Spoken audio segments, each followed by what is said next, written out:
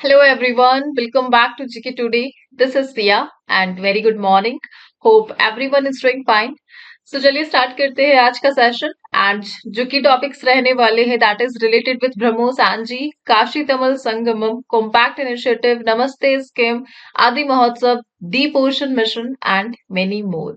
And most important thing, all these questions are part of daily 20 MCQ series which is available on GK Today application only, right? So more update के लिए आप GK today के app को explore कर सकते हैं आपके convenience के अकॉर्डिंग. सो स्टार्ट करते हैं and the first question of the day is what is the name of India's first manned submersible launched by 2026 under the Deep Ocean Mission? So Deep Ocean Mission के तहत 2026 तक launch की जाने वाली भारत की पहली मानवयुक्त पनडुब्बी का नाम क्या है? एंड आंसर है ऑप्शन नंबर सी, मत्स्य 6000, राइट? सो यह क्वेश्चन हम पहले ही डिस्कस कर चुके हैं दी डार्क ऑक्सीजन के कंसेप्ट के साथ. जब मैंने डिस्कस किया था द डार्क ऑक्सीजन, तब आपको बताया गया था the deep ocean mission of India, और उसी के तहत एक व्हीकल सबमर्सिबल को यूज किया जाएगा और जिसका आंसर आपने मुझे कमेंट किया था and that is Matsya 6000, right? So now it is again in news.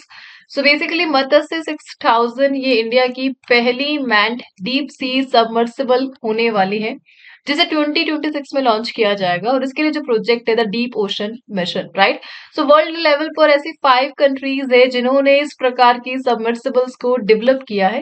That is United state, France, China, Russia and Japan. And now the sixth country is India and उनके submersible का नाम है the Matsya 6000, right? Basically किसने इसे develop करा है? सो NIOT ने develop करा है मत्स्य 6000 को. NIOT that is national institute of ocean technology, Chennai based है and ministry of earth science के अंडर यह काम करती है. मिनिस्ट्री ऑफ अर्थ साइंस के जो cabinet minister that is doctor Jitendra Singh. And basically इस ऑर्गेनाइजेशन का मेन ऑब्जेक्टिव है the mission, the deep ocean mission, right? और इसके लिए जो बजट है वो 4077 CR का रहने वाला है. टोटल 5 years के लिए रखा गया था द डीप ओशन मिशन और टोटल बजट है 4077 CR. सो दैट जो पॉलीनोड्यूल्स है beneath the ocean surface, ocean की सरफेस पे जितने भी मिनरल्स है, रिसोर्सेज है, बायोडाइवर्सिटी, उन्हें एक्सप्लोर करना इसका मेन एम रहने वाला है. सो बेसिकली यहाँ पर डीप ओशन मिशन की बात की जा रही है. So it is not new, India ने इससे पहले अपना पहला deep ocean mission already launch किया था और उसके लिए जिस रिसर्च वेसल को यूज किया गया था दैट इज गाविशानी. सो गाविशानी का नाम इम्पोर्टेंट है बिकॉज इसे इंडिया के पहले डीप ओशन मिशन में यूज किया गया था 1981 में, और इसी को यूज करके जो पॉलीमेटेलिक नोड्यूल्स है उन्हें अरेबियन सी से कलेक्ट किया गया था इन 1981. And now again deep ocean mission को रिवाइज किया गया है और इसके लिए इसरो के साथ कोलैबोरेशन किया गया है. एंड इसका जो टोटल टारगेट ईयर रहने वाला है 21 से 26 तक है. बजट इसका 4077 CR है और इसके लिए इनिशियली 21-22 में 150 CR बजट अलोकेट किया गया था. देन 22-23 में 650 CR का जो बजट है वो अलोकेट किया गया था. And ministry of earth sciences के अंडर इस मिशन को लीड किया जाएगा और एक की पार्टनर कौन रहने वाला है? The ISRO, Indian Space Research and Organisation. So that जो ओशन रिसर्च है उसे स्पेस रिसर्च के साथ अलाइन किया जा सके, right? Now let's move to the next one. So basically space ocean की यहाँ पर बात की जा रही है एंड उसी से रिलेटेड कुछ फर्दर क्वेश्चंस को हम यहाँ पर रिवाइज करने वाले हैं. And that is South Georgia Island, which was seen in news, lies in which ocean? So South Georgia Island अभी न्यूज में था, Atlantic Ocean में यह लोकेटेड है. Point Nemo, which was seen in news, is located in which ocean? So Pacific Ocean में located एक British territory है. Next is Kara Sea, which was seen in the news, is a marginal sea of which ocean? So recently Kara Sea यह news में था और किस ocean का यह पार्ट है? आर्कटिक ओशन का पार्ट है. रिसेंटली यहाँ पर कोलिजन देखने को मिला था between the Russian ship and ice breaker, that's why यह न्यूज में था. और इसी के साथ द कर्च स्ट्रेट हमने डिस्कस किया था, रशिया का केस था, वहां पर ऑयल स्पिलिंग देखने को मिला था. The next is the Mayo Territory, which recently witnessed Cyclone Dikeledi, situated in which ocean? So Mayo Territory, it is located in Indian Ocean. Abdul Kuri Island, yeah, Indian Ocean में located है. Diego Garcia Island, it is also in Indian Ocean. And India's Deep Ocean Mission के लिए जो nodal ministry है, that is Ministry of Earth Sciences. Dr. Jitendra Singh is the current cabinet minister और Ministry of Science भी इन्हीं के पास है, right? And now let's move to the next one. The next is BrahMos Anji missile is jointly developed by India and which country? So BrahMos Anji, the next generation missile, इसे India और किस country ने jointly develop करा है, and that is Russia. So BrahMos Anji एक new supersonic cruise missile और इसके लिए जो टेस्ट फ्लाइट है उसे 2026 में फर्स्ट टाइम ट्राई किया जाएगा और जो प्रोडक्शन है वो 27 एंड 28 के बिटवीन किया जाएगा एंड दैट्स व्हाई यह न्यूज में रहा. सो ब्रह्मोस जिसकी मैन्युफैक्चरिंग को स्टार्ट किया गया इंडिया में by the help of Russia और उसकी जो नेक्स्ट जनरेशन मिसाइल है द सुपरसोनिक क्रूज मिसाइल, इसके टेस्टिंग के लिए ये क्वेश्चन अभी न्यूज में रहा, right. So India and Russia ने इसे जॉइंटली डेवलप किया है. इसका जो वेट है वो 1.6 टन है एंड 6 मीटर इसकी मेजर्स है और लाइटर है, smaller than the previous version of the BrahMos, right. इसके जो रेंज है 290 किलोमीटर तक यह हिट कर सकता है अपने टारगेट को एंड जो स्पीड है वो 3.5 मैक है. सो साउंड के स्पीड से कंपेयर किया जाए तो 3.5 time more than the speed of the sound, right. And इसे किसने डेवलप करा है? बेसिकली रशिया एंड इंडिया ने डेवलप करा है और इसके लिए कौन से एयरक्राफ्ट को यूज किया जाएगा जिसके तहत ब्रह्मोस को लॉन्च किया जाएगा? That is Sukhoi 30 MKI and LCA Tejas aircraft, right.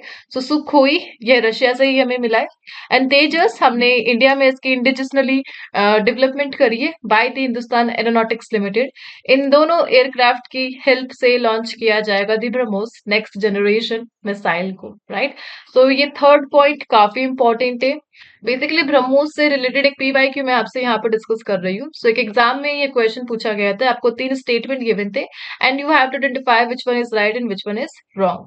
So basically first statement इस प्रकार से गिवन था ब्रह्मोस मिसाइल के लिए कि the missile has a flight range up to 290 kilometre. Yes, it is right. So जो प्रीवियस वर्जन था ब्रह्मोस का, ब्रह्मोस NG से पहले वाला, उसका जो रेंज है वो 290 किलोमीटर है और इसका भी रेंज 290 किलोमीटर है. ये पॉइंट आपको ध्यान रखना है.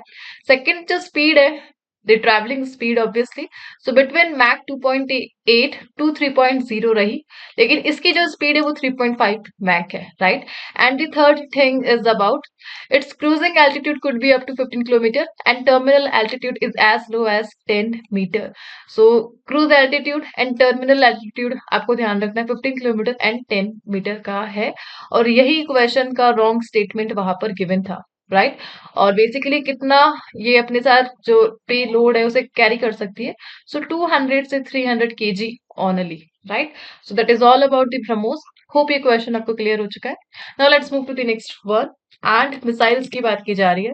सो ऑब्वियसली हम यहाँ पे मिसाइल्स का ही रिवीजन करेंगे and that was in news. So recently Etemad and Ghadr 380 ये न्यूज में है और किस कंट्री ने इसे लॉन्च करा है? ईरान ने इसे लॉन्च करा है. Which organization has developed India's manned portable air defense missile system called VSHORADS और इसे डेवलप करा है DRDO ने. BrahMos missile India and Russia, typhoon missile system यह है यूनाइटेड स्टेट से रिलेटेड है. प्रलय मिशन को मिसाइल को DRDO ने लॉन्च किया था, राइट. किसने डेवलप करा है प्रलय मिसाइल को? DRDO ने. And NASAMS that is national advance surface to air missile system, इसे US एंड अदर कंट्री किसने डेवलप करा है? नॉर्वे एंड US का जॉइंट प्रोजेक्ट है NASAMS, राइट. इंडिया की first indigenous micro missile system design to counter swarm drones and that is Bhargavastra. काफी important है Bhargavastra, right. The next is which city is the host of first ever regional dialogue on social justice. So first ever regional dialogue on social justice इसे कौन host करेगा? And answer is option number C, new Delhi. So new Delhi के भरत मंडपम पे यह event होगा Feb 24 and 25 को, the first ever of its kind, right. कौन इसे ऑर्गेनाइज करेगा? Ministry of labour and employment with CII that is the Confederation of Indian Industry and also EFI that is the Employers Federation of India, right. So ये तीनों body मिलकर event को organise करेगी the first regional dialogue on social justice, right. Ministry of labour and employment, इसके लिए जो current cabinet minister है that is Mansukh Mandaviya, and ministry of youth भी उन्हीं के पास है। सो बेसिकली ये जो इवेंट है ये अलाइन करता है with the goal the global coalition for social justice, जिसे आईएलओ ने लॉन्च किया था 2023 में। So ILO that is international labour organisation, 2023 में इन्होंने सोशल जस्टिस के लिए एक ग्लोबल कोएलिशन प्लेटफॉर्म को लॉन्च किया था, और इसी के साथ इंडिया अपना एक इवेंट लॉन्च करने जा रहा है इस इवेंट आईएलओ के मिशन के साथ अलाइन करते हुए, that is the first ever regional dialogue on social justice. So basically social justice यह मेन ऑब्जेक्टिव है इन सारे इवेंट्स का, सो दैट इंडिया के जो एफर्ट्स है एशिया पैसिफिक में अपने सोशल जस्टिस को मैनेज करने के लिए, बिजनेस को रिस्पॉन्सिबल बनाने के लिए उसे शो किया जा सके, राइट। सो सिंपली आपको लोकेशन ध्यान रखनी है, न्यू दिल्ली में यह होने वाला है। सो आईएलओ की यहाँ पे बात की जा रही, द इंटरनेशनल लेबर ऑर्गेनाइजेशन, कब इसे फाउंड किया गया था? सो बेसिकली 1919 में आईएलओ को एस्टेब्लिश किया गया था। इसका जो प्राइमरी गोल है वह क्या है? So promote social justice is the primary goal of ILO, और करंटली इसका जो हेडक्वार्टर है वह कहाँ पर लोकेटेड है? जेनेवा स्विट्जरलैंड में यह बॉडी लोकेटेड है, international labour organisation. And also CII that is confederation of Indian industry. So basically non profit organisation है। इसका मिशन क्या है? जितने भी business and industries related interest है उन्हें एडवोकेट करना इसका मेन ऑब्जेक्टिव है। बेसिकली इंडिया के जितने भी इकोनॉमिक डेवलपमेंट है, पॉलिसीज को एनहांस करना, उसे बढ़ाने के लिए काम करता है दी सीआईआई। न्यू दिल्ली में इसका हेडक्वार्टर है, एंड 1895 में इस बॉडी को फाउंड किया गया था। Let's move to the next question. So इसी के साथ जो रिसेंट कॉन्फ्रेंस एंड समिट है उसी से रिलेटेड कुछ फर्दर क्वेश्चंस को हम यहाँ पे डिस्कस करेंगे। The city hosted the SCO summit recently. So the SCO को इस्लामाबाद में होस्ट किया गया था। 16th ग्रह समिट ये न्यू दिल्ली में हुई थी, और उसकी थीम क्या थी? Accelerating climate action in the built environment, right.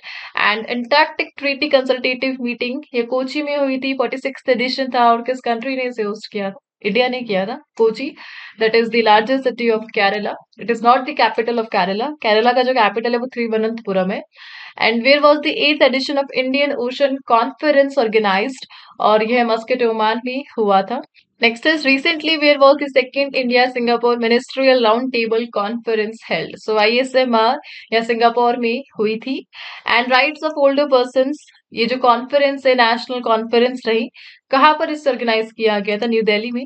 And the next is, which organization recently hosted the 12th plenary assembly of the Global Soil Partnership (GSP)? इसे FAO ने recently host करा था, the Food and Agriculture Organization, right? Rome Italy में इसका headquarter located है। Let's move to the next question. The next is Kashi Tamil Sangamam is organized by which ministry? So Kashi Tamil Sangamam इसका जो 3.0 version है वो अभी news में रहा, और किस मिनिस्ट्री ने इसे ऑर्गेनाइज किया है? मिनिस्ट्री ऑफ एजुकेशन ने ऑर्गेनाइज करा दी third 3.0 version of Kashi Tamil Sangamam, right. And recently Chennai से इसका जो फर्स्ट बैच है उसे रिलीज किया गया for the Kashi Tamil Sangamam. Basically ministry of education, इसके जो कैबिनेट मिनिस्टर है that is Dharmendra Pradhan. So Chennai, and जो मेन ऑब्जेक्टिव रहने वाला है साउथ इंडिया को नॉर्थ इंडिया से कनेक्ट करना है बाय द काशी तमिल संगमम। एक मेजर कोलैबोरेशन हुआ है between the IIT Madras and the Banaras Hindu university, right. So एक 10-day इवेंट रहने वाला है यह, जो 15 फैब से 24 फैब तक चलेगा, और इसमें जो इंक्लूड है the participants basically students, teachers, writers, जो सेलिब्रेट करेंगे the historical ties between Tamil Nadu and Kashi, and organised by the ministry of education, right. So basically जो प्रोग्राम है ये गवर्नमेंट ऑफ इंडिया का पार्ट है as the part of Azadi Ka Amrit Mahotsav. तो किस mission के साथ अलाइन करता है? आजादी का अमृत महोत्सव के साथ अलाइन करता है, एंड आल्सो एक भारत श्रेष्ठ भारत के साथ अलाइन करता है the Kashi Tamil Sangamam, right. So simply आपको ध्यान रखना है IIT Madras and Banaras Hindu university, इन दो एजेंसीज के बिटवीन कोलैबोरेशन हुआ है इस प्रोग्राम के लिए, सो दैट नॉर्थ इंडिया को साउथ इंडिया से कनेक्ट किया जा सके through the Kashi Tamil Sangamam, right. Let's move to the next question. So India current affairs हम यहाँ पे रिवाइज करेंगे, that is related with the nation and state news. Recently, which state has designed the country's first inclusive sports manual for differently able to promote sports talents? और इसे recently Kerala ने design किया है। Rajaji tiger reserve ये किस state में located है? उत्तराखंड में लोकेटेड है। Which state government has launched the bus Sangwari app to improve public transportation and passenger services? और इसे छत्तीसगढ़ ने रिसेंटली लॉन्च किया है। Which grassland in Karnataka was recently declared a conservation reserve, and that is Hisarghatta grassland, right? Mao Naga tribe is primarily inhabits in which state of India? Manipur में यह रहते हैं। Sipcote is an industrial park initiative of which state? Tamil Nadu का यह initiative रहा। And the first governing board meeting of the newly formed Anusandhan National Research Foundation, और इसे chair किसने किया? By the Prime Minister Narendra Modi, right? Let's move to the next question. And that is, which two countries are involved in the Compact Initiative? So recently Compact Initiative news में रहा. So we all know after the France जो Indian president है the prime minister Narendra Modi, वो US visit पे गए थे, 2 days US visit, and उसी के साथ अमेरिका के साथ काफी सारे हमारे रिलेशन एस्टेब्लिश किए गए, और उसी का पार्ट है the compact initiative. So India and US के between involve with the compact initiative, इसे लॉन्च किया गया था 13th एंड 14th Feb के between, right? So that India and America के between defence, trade and technology जो टाइज है उन्हें और ज्यादा बूस्ट किया जा सके, राइट? सो बेसिकली कॉम्पैक्ट का एम क्या रहने वाला है, इसका फुल फॉर्म क्या है? So first of all the full form is catalyzing opportunities for military partnership, accelerated commerce and technology। यह है कॉम्पैक्ट का फुल फॉर्म है। और एम क्या है? 2030 तक इंडिया एंड यूएस में जो बायलेटरल ट्रेड है उसे करना है $500 बिलियन, और जो मेन फोकस रहने वाला है defence collaboration, AI, cyber security, semiconductors and space exploration, right? So US and India की जो कंप्रिहेंसिव ग्लोबल पार्टनरशिप है उसे स्ट्रेंथन करना, यह पार्ट है द कॉम्पैक्ट इनिशिएटिव का, जिसे रिसेंटली इंडियन जो prime minister and US president उनके बिटवीन साइन किया गया, राइट? सो होप ये क्वेश्चन आपको क्लियर हो चुका है। Let's move to the next question. So international current affairs से रिलेटेड कुछ फर्दर क्वेश्चंस को हम यहाँ पर डिस्कस कर रहे हैं। Recently which two countries have jointly launched an ambitious technology security initiative? So TSI को रिसेंटली इंडिया एंड यूके ने लॉन्च किया है। National skill development cooperation recently collaborated with which organisation to advance skill development and life long learning in India and globally? That is by ILO, international labour organisation. इसका जो headquarter है Geneva Switzerland में located है। And Yamandu Orsi has been elected as the new president of which country? Paraguay के यह new president बने हैं। Recently, which country has become the 104th member of the ISA? And that is next is recently Jammu Kashmir ने agricultural sector में अपने एक MOC को the memorandum of cooperation इसे एक्सटेंड करा है, और किस कंट्री के साथ किया है? That is done with New Zealand, right?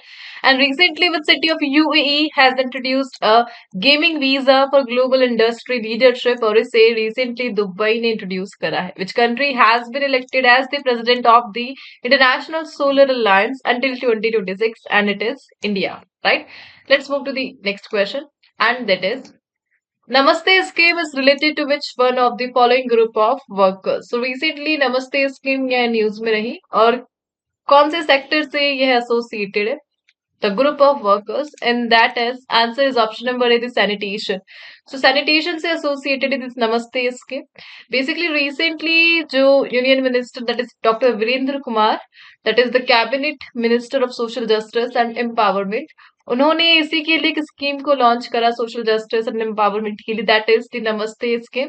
और टारगेट ग्रुप है सैनिटेशन वर्कर्स, जो सफाई कर्मचारी हैं, एंड इसका रिव्यू किया गया था रिसेंटली जम्मू कश्मीर में by the doctor Virendra Kumar, and that's why Namaste scheme अभी न्यूज में रही, राइट? सो उन्होंने जम्मू कश्मीर में पीपीई किट्स को डिस्ट्रीब्यूट किया था, एंड आयुष्मान हेल्थ कार्ड्स को डिस्ट्रीब्यूट किया गया to the sewer and septic tank workers जो कि आते हैं under the Namaste scheme, right? PPE kits it stands for personal protective equipment kits, जो कि हेल्थ और सेफ्टी रिस्क से प्रोटेक्ट करने के लिए यूजर्स को प्रोवाइड किए जाते हैं, राइट? नमस्ते स्कीम का जो फुल फॉर्म है that is National Action for Mechanized Sanitation and Ecosystem. That is the full form of Namaste Scheme. And Ministry of Social Welfare के अंडर यह आती है. एंड रिसेंटली जम्मू में जो रिव्यू किया गया इसीलिए ये न्यूज में रहा था, सो दैट जो सैनिटेशन वर्कर्स है अर्बन एरिया के उनकी सेफ्टी एंड लाइवलीहुड पर फोकस किया जा सके. Right, let's move to the next question. So scheme से रिलेटेड कुछ फर्दर क्वेश्चंस को हम डिस्कस करेंगे. Which state government recently launched the Urjaveer scheme to promote the energy efficient appliances? और recently आंध्र प्रदेश का initiative रहा the Urjaveer scheme. Which minister is responsible for implementing the integrated development of wildlife habitat scheme recently seen in news? और इसे recently Ministry of Environment, forest and climate change ने implement किया है. Now you have to answer कि ministry of environment ये किसके under आती है.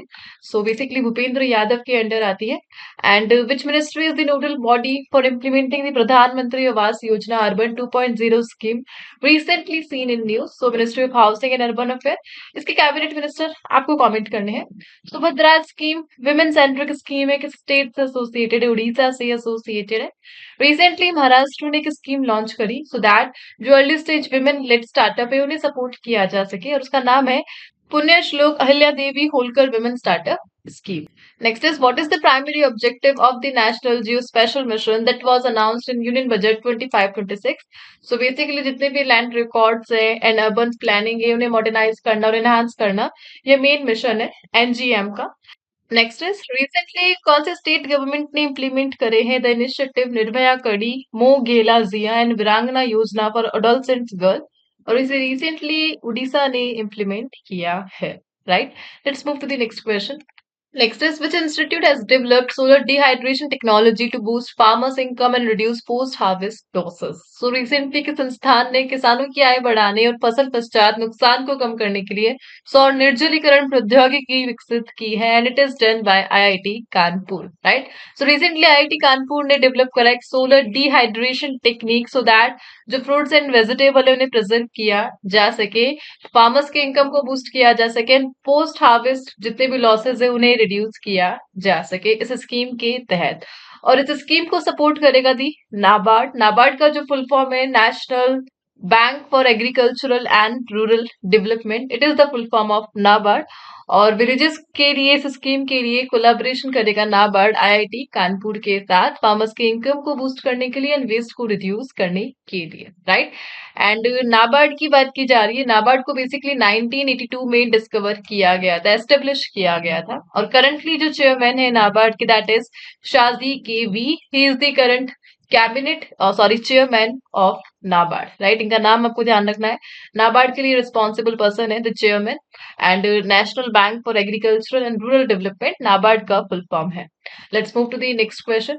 विच it is the venue of Adi Mahotsav 2025? So recently आदि महोत्सव 2025 होगा, और कौन सा सिटी इसके लिए वेन्यू है, and that is New Delhi. So recently जो प्रेसिडेंट द्रौपदी मुर्मू है उन्होंने ओपन कराया आदि महोत्सव 2025. कहाँ पर? At major Dhyanchand stadium new Delhi में. बेसिकली ये जो इवेंट है यहाँ की जो हाईलाइट रही that is tribal entrepreneurship, crafts, culture, cuisine and commerce. So basically economic development के लिए आर्ट को डेवलप करने के लिए आदि महोत्सव को रिसेंटली ऑर्गेनाइज किया गया न्यू दिल्ली में.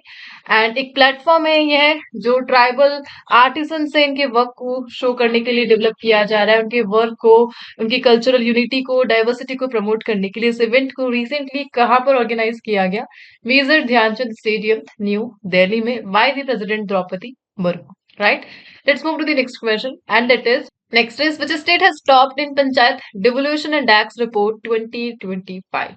So recently domestic index news में रहा, और इसमें किस स्टेट ने टॉप किया है?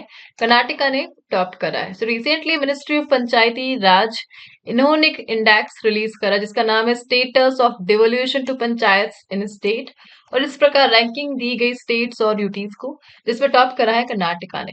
द मिनिस्ट्री ऑफ पंचायती राज, इसके लिए जो कैबिनेट मिनिस्टर है that is Lalan Singh, and उन्होंने स्टेट एंड यूटीज की जो भी परफॉर्मेंस रही उसके बेसिस पे कर्नाटका को फर्स्ट रैंक प्रोवाइड करी है. जो टॉप 5 स्टेट है Karnataka, then Kerala, then Tamil Nadu, then Maharashtra and then Uttar Pradesh. Right, Uttar Pradesh में काफी इंप्रूवमेंट देखने को मिला। लास्ट एडिशन में इसकी रैंक 15th थी, now it is on 5th place. So major improvement in the development of Uttar Pradesh by the panchayat devolution index report, जिसे मिनिस्ट्री ऑफ पंचायती राज ने पब्लिश किया है।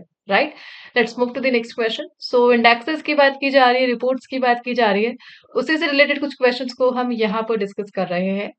And that is, next is, which organization recently published the commitment to reducing inequality index, और इसे ऑक्सफर्म and development finance international ने launch किया है। Henley passport index में इंडिया की रैंकिंग क्या रही थी? सो अभी रिसेंट वाले में तो 85 रही थी और उससे पहले 80 रैंक रही थी इंडिया की। And comparative study for school education system, इसे किसने पब्लिश करा? CII ने, the confederation of Indian industry. And physical health index को किसने लॉन्च करा है? नीति आयोग ने। Towards justice ending child marriage, इसे किसने पब्लिश करा है? इंडिया चाइल्ड प्रोटेक्शन ने। Raising ambition accelerating action towards enhanced NDCs for forest report, इसे किसने पब्लिश करा? UNEP, that is united nations environment programme. Right. Next is Global Annual to Decadal Climate Update Report. Recently, news is issued annually by which organization? WMO इसे publish करता है, that is the World Meteorological Organization. Right. So इसी के साथ इस session को यहाँ पर ओवर करते हैं। एंड आज के जो क्विज के क्वेश्चन रहने वाले हैं, that is related with the sports current affairs MCQs। Right, so screen पर आपको ये क्वेश्चन शो हो रहे हैं जो कि लास्ट कुछ मंथ्स के डेटा से लिए गए हैं और इनके आंसर आपको कमेंट बॉक्स पे प्रोवाइड करने हैं। होप इस सेशन को आपने एंजॉय किया होगा। सो मिलते हैं नेक्स्ट सेशन के साथ। Till then please do revision and take care and thank you for watching.